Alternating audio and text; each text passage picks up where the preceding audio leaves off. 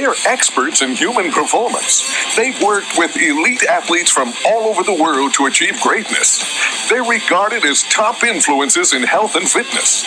Their show gives you everything you need to become fully functionized. This is the Biohack Human Show.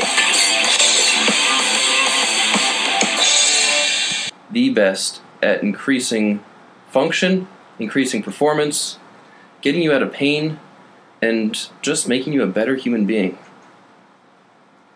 It's true. It is. No, I'm not questioning anything. All right.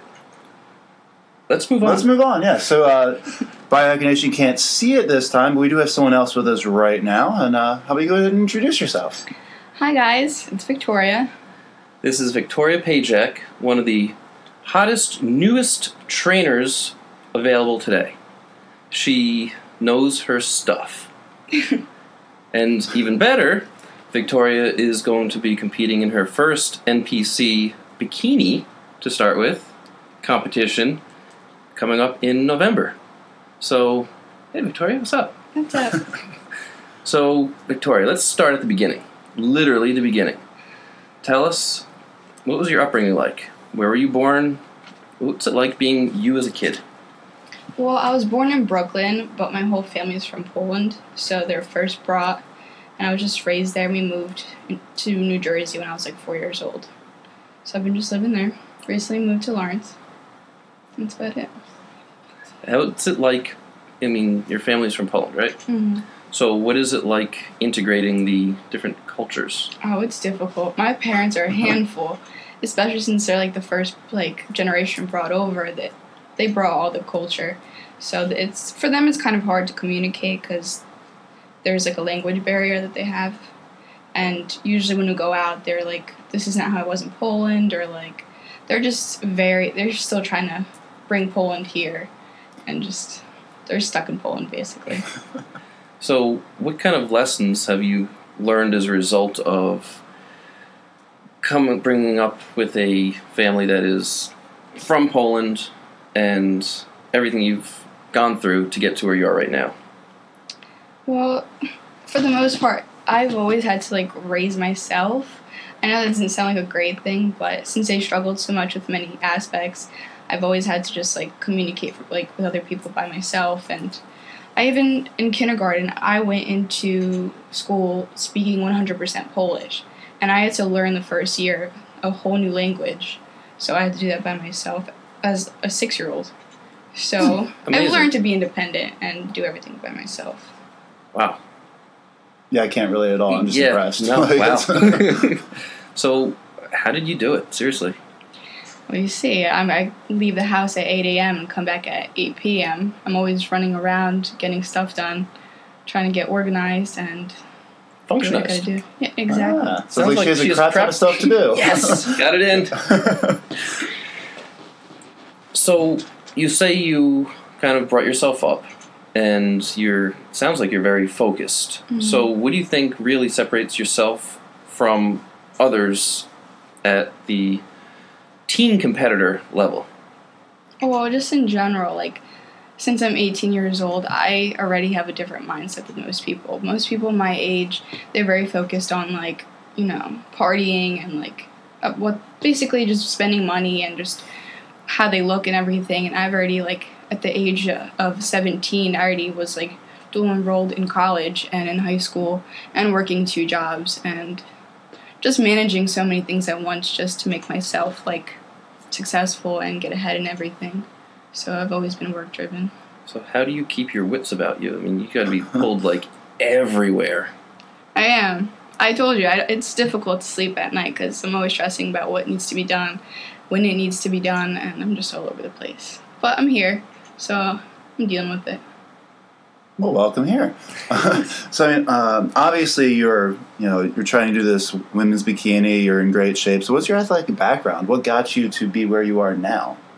Well, it all began probably 4 years ago as a freshman. I was looking at things that I'm good at and what I like to do, and my friend introduced me to working out. And I went, and I hated it. I was dripping in sweat. I was like, I can't do this. But for some reason, I walked out and felt good about myself, feeling that I felt accomplished, that I'm actually sweating, like, this is bettering me. And I just went back the next day, and I just kept coming back. 4 years later, I'm still here. So I fell in love with it. You kind of got addicted without knowing it. Mm-hmm. Yeah, I tell this to people all the time. They don't believe it, or Mhm. sometimes they do. They say they believe it. I don't actually think they do. So what made you decide, you know what, I'm actually going to compete now? Well, 4 years ago, it was all about, like, making myself feel better and making myself look better. And I just kind of wanted to push my limits and not only just work out for the health benefits, but to see how far I can go and see if I can actually reach, like, the bikini level and mentally and physically. So, realistically, after having spoken with you, do you think you're at the bikini level? At the moment, no.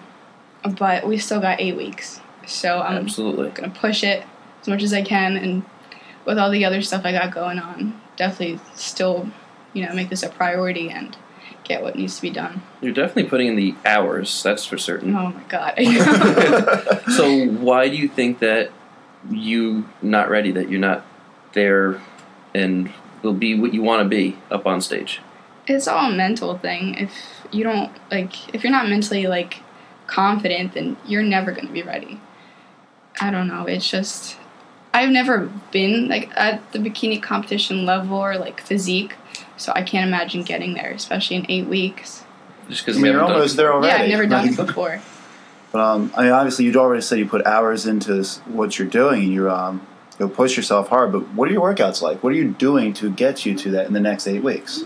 Jim knows. I hate it. He has me doing the craziest things. I used to do, every day I started doing 45 minutes of cardio, and now it's moved up to 60, and we talked, and he's going to boost it up to, 2 hours. And then on top of that, I'm already doing, a 2-hour workout, and it's just crazy. He has me jumping, squatting, deadlifting, and doing snatches and just everything. So what exercises aren't you doing? That might be a shorter list to go with. Aren't? He keeps changing it up, so it's honestly all different things. I used to think that I was so capable and strong and everything, and then he hands me this weight and tells me to do a certain workout, and I'm like, wow, I didn't know, I'm so weak. I can't do all of this. It just So it's surprised me. not a typical bodybuilding workout, is it? Mm-mm. He has typically me doing, CrossFit things that I've never really done. I've always been into lifting. Tell me one professional CrossFit female athlete that couldn't step on stage right now and compete. I couldn't tell you. Exactly. Yeah. I could. That's why I like to incorporate that into a lot of the bodybuilding routines. And it gives the body a different perspective, if you would. Instead of doing long, slow cardio every single day, getting some of those HIIT workouts in, which have also been proven highly effective to both build muscle and burn body fat at the same time, which so many people think you can't do. You gotta either get big and build muscle and then burn off the fat, right? I get angry every year when people go on about, oh, this is the cutting phase. This is the time to build muscle, and you can do both. I've always been relatively toned. I always put on muscle. You're going to do the same thing. I don't understand why people have to separate that. No, the CrossFit style workout's a great way to do it. Absolutely. I had that conversation again last week, and it just blows my mind. People are stuck on that. So what are some of the other things that you've been doing that are, let's say, not what you would consider to be normal? Less traditional? Yeah, less traditional. For the most part, probably my diet and the supplements I'm taking. So, like what? Good intro. I've always had a pretty clean diet, but the fact that... What do you mean? Why are you looking at me like that? So, a couple months ago, we did a podcast on eating clean. It's the term, is all it was the phraseology. Research shows that nobody can agree on exactly what eating clean is. Yeah, that's true. There's no fine lines, but... So then, let's just define it. What is your diet like? What is this clean eating in your terms? At the moment, or you mean back then? Let's go with right now. Right now, I boosted up my protein and cut down my carbs a lot, and so I'm eating mostly protein and fats. Okay. And I'm staying away from basically carbs. I'm getting my carbs from vegetables and stuff like that. I'm not eating any starches or any breads or anything like that. That's Enough correct. to argue about, yeah. And how's that been working for you so far? It's been working great. I think we've been training for 2 to 4 weeks. And It's been a month. yeah, I've already seen results. Mm-hmm.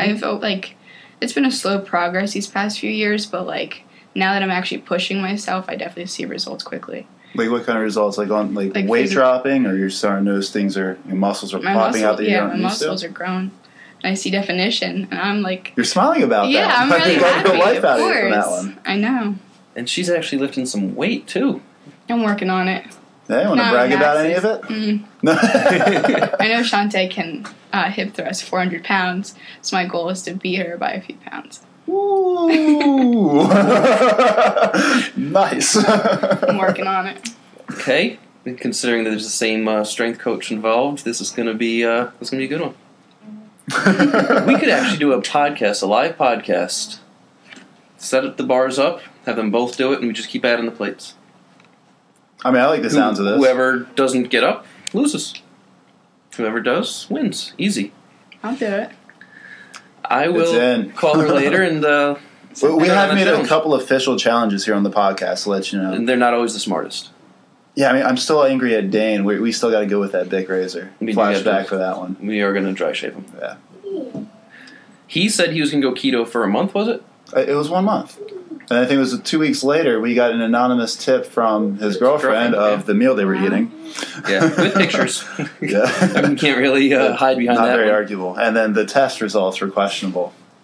As in, everyone but him was questioning him. I bum rushed him one morning and had him pee on little keto strips, and I said random testing could happen, and it did. Wow. It was that serious? It was that serious. And he lost. We take these challenges very real.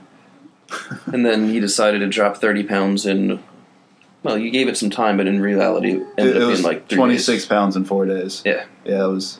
That happened, or that's what he wanted? Oh, it happened. That happened. We've got... For Dane? No, that was me. No. No.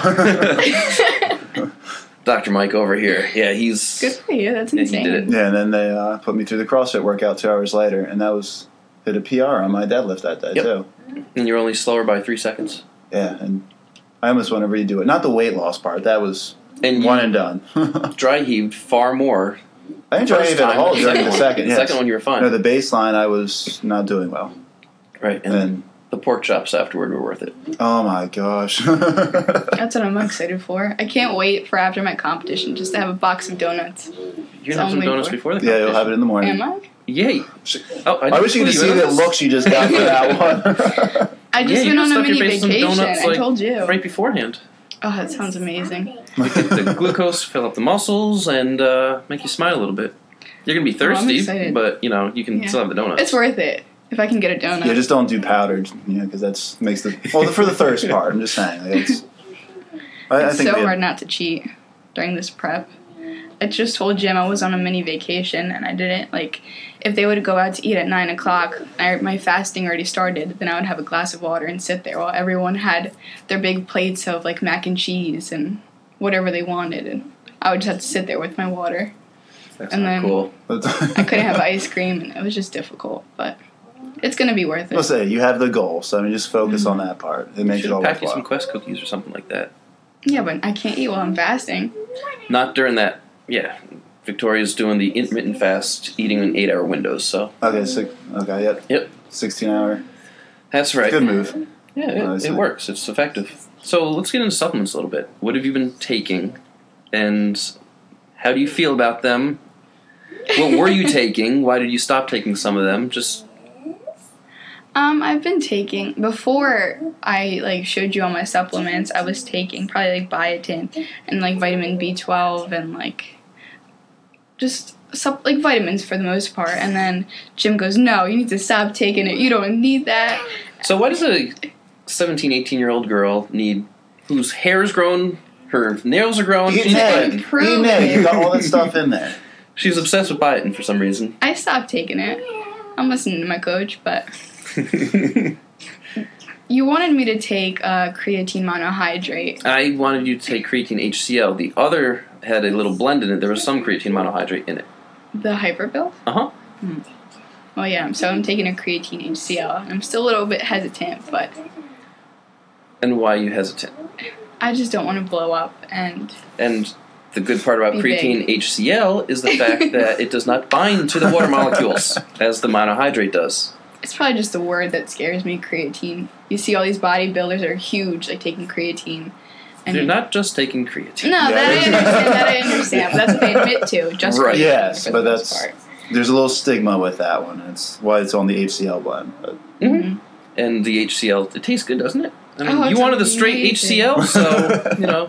You can hear me like gagging and from like a mile away whenever I drink it. It's awful.